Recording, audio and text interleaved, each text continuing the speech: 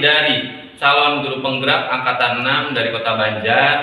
Pada kesempatan kali ini kami akan mempraktikkan kegiatan coaching sebagai upaya pemenuhan dari tugas modul 2.3 yaitu tentang kegiatan coaching. Perkenalkan, saya sendiri adalah Asep Nopi Kusmayadi dari SD Negeri 1 Banjar. Saya Eis Jubaida dari SD Negeri 3 Banjar. Dan saya Angga Setiadi dari SDN 1 Situ Batu. Tidak lupa kami ucapkan terima kasih yang tidak terhingga kepada PP kami, Bapak Haji Kusmana, SPD MPD, kemudian kepada Ibu Fasilitator, Ibu Riani, yang sudah membimbing kami dalam mempelajari modul 2.3 sehingga kami bisa melaksanakan kegiatan praktik coaching ini dengan baik.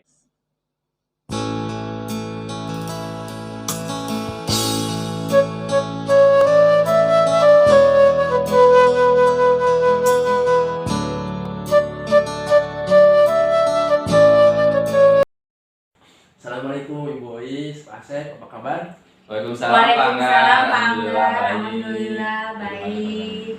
Bagaimana Pak Angga kabarnya? Alhamdulillah Ibu Ois, Pak Asep, saya sehat. Saya bahagia hari ini bisa bertemu dengan Pak Asep juga Bu Ois. Ya. Bagaimana Bu Ois, sudah siap melaksanakan kegiatan coaching? Insya Allah Pak siap. Nah sebelum dilaksanakan, saya ingin bertanya nih ke Bu Ois nih. Kira-kira kompetisi apa yang ingin Ibu Ois kembangkan untuk kegiatan saat ini? Baiklah, baik Pak, untuk kesempatan coaching kali ini saya akan menerapkan kompetensi mendengarkan aktif. Oke. Nah sebelum dilaksanakan, saya ingatkan kembali tentang 3 kompetensi dalam kegiatan coaching. Iya. Yang pertama adalah kehadiran penuh. Iya. Yang kedua adalah mendengarkan aktif. Kemudian yang ketiga adalah Ibu Ois harus mengajukan pertanyaan yang berbobot. Nah, berikutnya apakah Ibu Ois masih ingat tentang alur-alur? Insya Allah ingat Pak. Ada Yang pertama alur kita itu mulai dari tujuan umum dulu, ya. Kemudian identifikasi masalahnya, kemudian ada rencana aksinya, dan kemudian ada tanggung jawabnya. Oke, bagus, Wais. Namanya sudah siap ya? Insya Allah siap Pak. Untuk memperhatikan waktu, dipersilakan Ibu Wais dan Pak Asep untuk melaksanakan kegiatan coaching. Iya, terima kasih Pak. Baik. Selamat siang Ibu Ois. Selamat siang Pak Asep. Apa kabarnya Pak Asep? Alhamdulillah baik Bu Ois. Bagaimana kabar Bu Ois? Alhamdulillah baik juga Pak. Bagaimana nih perasaan Bapak saat ini Pak? Perasaan saya saat ini alhamdulillah saya senang Bu, tapi ya itu tadi ada apa sih namanya ya, pesan dongko Bu. Iya, ada pesan dongko. Begitu ya Pak. Iya. Ya sudah Pak Asep, santai aja, tarik dulu napasnya, Iya, panjang-panjang, biar terasa tenang begitu Pak. Iya baik. Alhamdulillah sekarang saya sudah sedikit lega Bu Ois. Kemarin Bapak menghubungi saya, katanya ada hal penting yang ingin Bapak bicarakan kepada saya. Mungkin hal penting apa Pak? Iya betul Bu, sebetulnya kemarin kan sudah janjian ya dengan Ibu, saya ngobrol Iya. dengan Ibu karena memang ada sesuatu hal yang sangat apa namanya ya, penting sih ya, penting yang harus disampaikan gitu dengan Ibu seperti itu. Oh begitu ya Pak, ya sudah, sekarang coba Bapak ceritakan tujuan Bapak ingin mengobrol dengan saya itu tujuannya apa Pak? Iya Bu, sebetulnya kan saya menghubungi Ibu itu emang ingin ngobrol, ingin curhat lah Iya. istilahnya gitu ya Bu ya. Karena memang saya memiliki masalah Bu Ois, masalah di kelas saya sih seperti itu. Oh begitu ya Pak. Jadi Bapak memiliki masalah di sekolah, di kelas ya Pak? Iya betul Bu Ois, sebetulnya masalah ini sudah muncul sudah lama, lumayan lama sih Bu Ois ya. Jadi sekitar awal-awal semester 1 ya, bulan kedua lah, menjelang bulan kedua terjadi masalah tersebut sih. Ya. Kalau boleh tahu masalah terkait apa ya Pak? Masalahnya tentang ini Bu, tentang siswa. Jadi saya punya masalah dengan salah satu siswa saya yang memang saya anggap itu sebagai sesuatu yang serius ya, dan perlu dibicarakan lah ya dengan mereka untuk sharing gitu, untuk minta solusinya seperti apa gitu. Oh begitu ya Pak. Jadi Bapak memiliki masalah yang berkaitan dengan siswa Bapak ya. Apakah ada masalah lain selain di kelas Bapak? Untuk masalah lain tidak ada sih Bu Is, cuma ya masalah dengan siswa saja sih. Baik Pak, berarti masalah Bapak di sini adalah terkait masalah dengan siswa Bapak ya Pak? Iya betul Bu. Nah, sekarang saya ingin tahu Pak Sep, harapan apa sih yang ingin Bapak capai dalam pembicaraan kita hari ini Pak? Harapannya tentu saja saya ingin mendapatkan solusi ya Bu Is ya. Ingin mendapatkan solusi bagaimana sih cara yang efektif untuk memecahkan masalah yang saya alami ya dengan siswa saya. Itu sih yang utama Bu Is harapannya. Oh iya baik ya. Saya siap menjadi teman curhat Bapak. Semoga harapan yang Bapak inginkan bisa tercapai. Ya saya yakin sih Bu ya, dengan kita ngobrol saya yakin ya Ibu bisa membantu saya untuk bisa mencari solusi yang efektif untuk masalah-masalah saya. Oh iya Pak, boleh Bapak ceritakan secara detail terkait permasalahan Bapak itu seperti apa? Iya Bu, jadi kronologisnya gini ya Bu ya. Saya kan punya satu siswa yang memang yang menjadi masalah inti yang saya bicarakan sekarang. Nah, jadi siswa ini betul-betul tidak bisa diatur Bu. Pada awal-awal masuk 1 bulan pertama ya semester 1 itu normal-normal saja, tidak ada masalah. Bersikap wajar, dari pengetahuannya juga baik. Nah, menginjak bulan kedua ada perubahan yang sangat drastis 360 derajat ya dari perilaku siswa tersebut guys. Jadi memang saya juga kaget. Jadi terlihat sifat aslinya seperti itu guys. Oh iya. Sifat asli seperti apa yang Bapak maksud Pak? Jadi gini Bu Is, jadi tadi kan sudah saya singgung ya ketika bulan pertama itu wajar-wajar saja, tidak ada yang aneh, normal seperti anak kebanyakan. Nah, ketika menginjak bulan kedua, seperti yang tadi saya jelaskan, itu berubah 360 derajat sifatnya ya, karakternya. Jadi ya dari yang tadinya pendiam berubah menjadi susah diatur Bu Is. Dia jahil sama temannya, bahkan jahilnya pun itu berlebihan gitu ya, dalam artian melewati batas lah, sehingga temannya itu sampai menangis. Kemudian tidak disiplin ketika saya sebagai wali kelas yang menasehati, tidak menghiraukan. Jadi seperti itulah. Dan sampai sekarang itu sifatnya masih seperti itu. Jadi betul-betul tidak ada dalam dirinya bahwa menaati aturan, kemudian berperilaku baik dengan temannya, itu merupakan sesuatu hal yang penting, itu tidak ada Bu Is. Sehingga seolah-olah seenaknya seperti itu. Begitu. Jadi ada perubahan perilaku ya Pak, siswa yang sangat drastis ya Pak, dari yang tadinya perilakunya wajar, kemudian perilakunya berubah drastis menjadi tidak disiplin.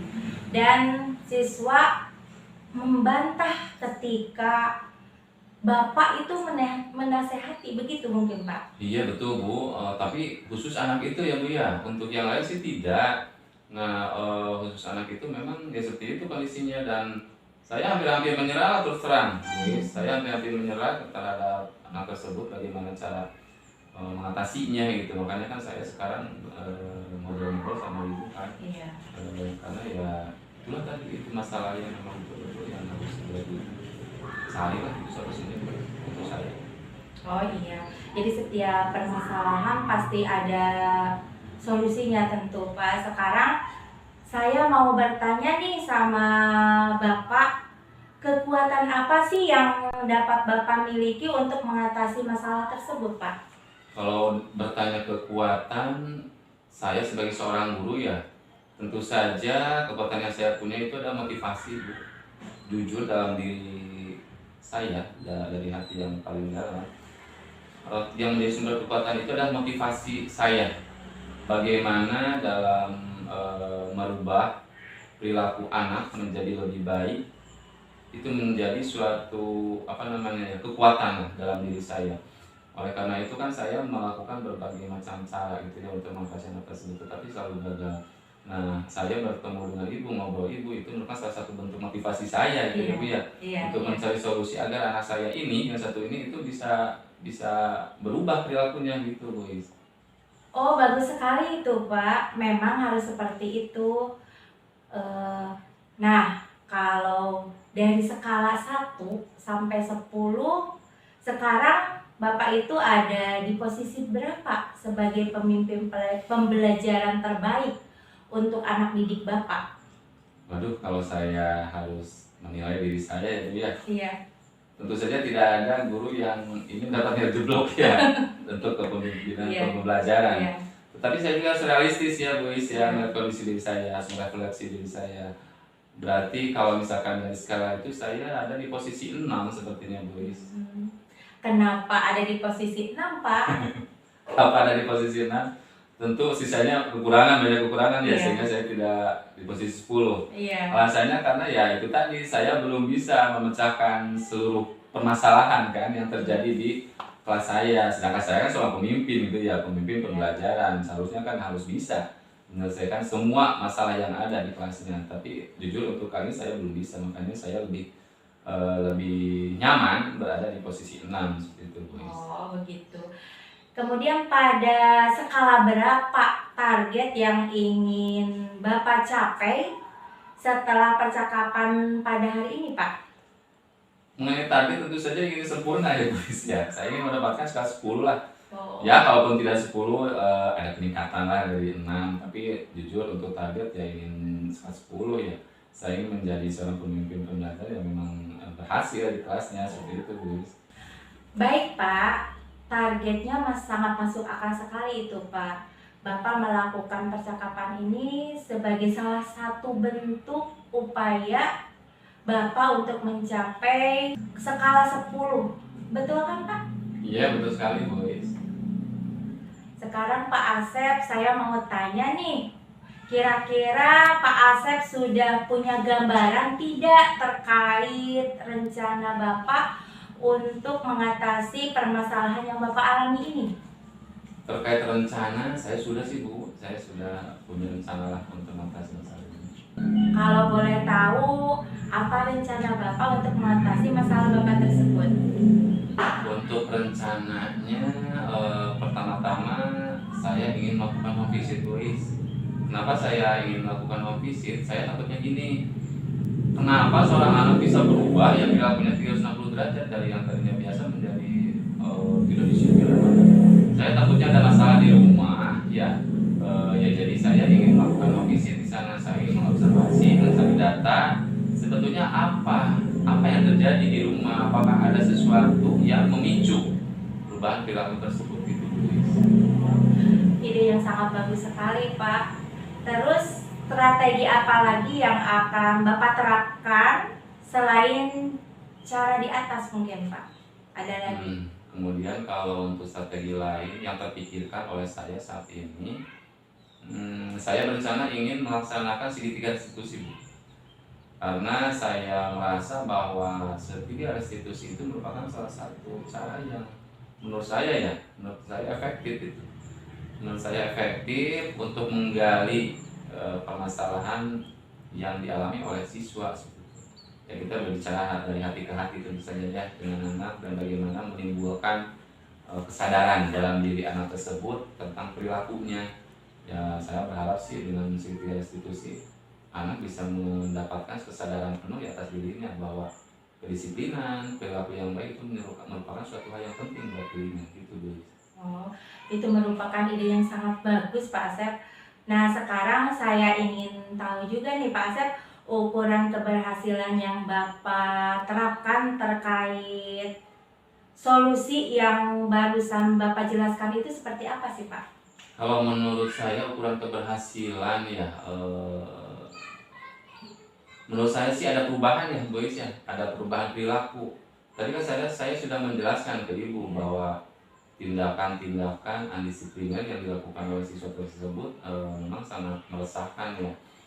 Kalau kita lihat ke indikator keberhasilan ya tentu saja ada perubahan gitu, yang tadinya selalu jahil dengan temannya ya minimal gitu ya, tingkat kejayanya itu berkurang lah gitu meskipun ada, dan tidak berlebihan tentu saja. Kemudian dari segi kedisiplinan juga bisa menunjukkan perubahan, dalam artian apa yang tadinya dilanggar bisa kembali lagi ke track yang sudah ditetapkan, dalam artian mengikuti aturan gitu, seperti itu. Kemudian yang lainnya Bu Elis mungkin dari ini ya, jadi anak tersebut kalau dinasehati oleh gurunya itu tidak membantah gitu ya, dalam artian ya hormat lah, Iya, bisa benar, Pak. menghormati gurunya gitu. Bapak sudah menjelaskan secara rinci terkait strategi dan juga standar ukuran keberhasilan dari strategi tersebut. Dengan sangat baik sekali barusan yang sudah Bapak jelaskan. Nah, sekarang saya ingin tahu juga terkait waktu nih Pak, kira-kira kapan sih strategi Bapak tersebut akan direalisasikan gitu Pak? Tentang waktu ya Bu ya, saya menerapkan prinsip semakin cepat semakin baik ya, berarti untuk rencana home visit saya ingin besok Bu Is. Saya ingin besok, mudah-mudahan tidak ada kendala ya, terutama keberadaan orang tua di rumah ya. Iya. Kemudian untuk segitiga restitusinya saya merencanakan minggu depannya Bu Is.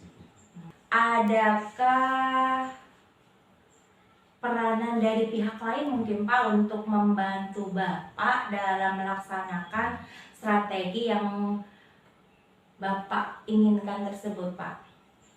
Kalau dari pihak lain ada sih Bu Is, saya juga memikirkan hal ini, terutama untuk home visit ya. Iya.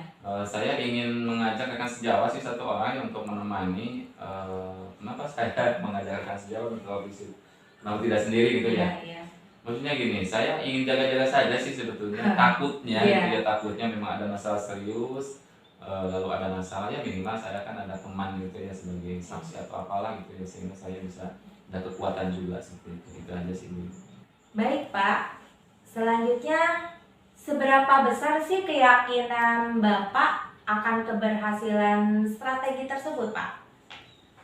Seberapa besar? Saya yakin bisa berhasil. Itu keyakinan saya Bu ya. Kenapa saya berasumsi demikian? Karena saya yakin apa yang saya rencanakan itu sudah direncanakan jauh-jauh hari, dalam artian betul-betul dirancang, direncanakan dengan baik agar program atau strategi yang saya pakai ini itu bisa dijalankan dengan optimal gitu ya. Jadi ya saya yakin sih, saya optimis ini bisa berhasil. Bapak kan sudah punya jadwal nih untuk menerapkan strategi untuk mengatasi masalah Bapak. Lalu bagaimana nih komitmen Bapak terhadap solusi tersebut Pak? Ya, setiap rencana kalau kita tidak berkomitmen terhadap rencana tersebut pasti akan ambiar ya Bu Is, tidak akan berhasil. Nah, terkait komitmen tentu saja saya akan melaksanakan apa yang menjadi strategi rencana dengan sebaik-baiknya. Saya akan menjalankan solusi ini sesuai dengan jadwal, sesuai dengan rencana yang sudah ditetapkan sebelumnya, yaitu dengan tujuan agar bisa menghasilkan apa yang namanya solusi terbaik ya untuk mengatasi masalah yang terjadi dengan anak didik saya gitu guys. Itu bagus sekali Pak, semoga dengan komitmen dan motivasi Bapak yang sangat kuat bisa mencapai apa yang menjadi tujuan Bapak dan harapan Bapak terhadap siswa Bapak tersebut. Bagaimana dengan tindak lanjutnya Pak dan strategi yang telah Bapak lakukan? Iya, terkait tindak lanjut tentu saja untuk penerapan ya strategi dan solusi yang sudah saya paparkan tadi, saya akan mengevaluasi kemudian mengobservasi terkait rencana yang sudah saya jalankan, apakah itu memang betul-betul memberikan solusi yang efektif dalam mengatasi masalah tersebut.